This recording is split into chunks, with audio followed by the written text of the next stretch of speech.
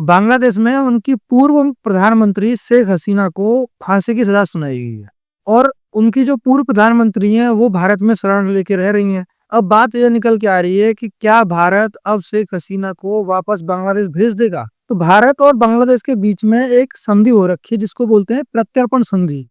इसके तहत क्या है कि अगर भारत में कोई भी क्रिमिनल क्राइम करने के बाद में बांग्लादेश में जाके रहने लग जाता है और भारत की कोर्ट उसको क्रिमिनल साबित कर देती है, तो बांग्लादेश उस क्रिमिनल को भारत में वापस करेगा।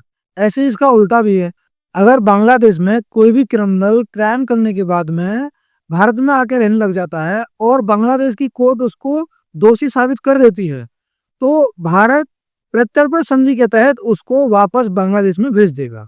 अब बात यह निकल के आ रही है कि क्या भारत बांग्लादेश की पूर्व प्रधानमंत्री शेख हसीना को प्रत्यर्पण संधि के तहत वापस करेगा।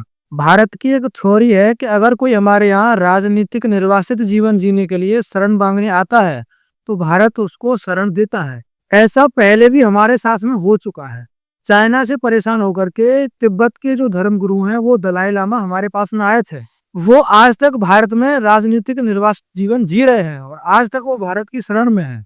तो भारत शेख हसीना को राजनीतिक निर्वासित जीवन जीने के तथ्य को लेते हुए इनको वापस नहीं करेगा। अगर कल के टाइम में अगर बांग्लादेश में स्थिति सामान्य होती है और शेख हसीना को वहां के लोग एक्सेप्ट करते हैं तो भारत एक बार को सोच सकता है कि शेख हसीना को वापस कर दे।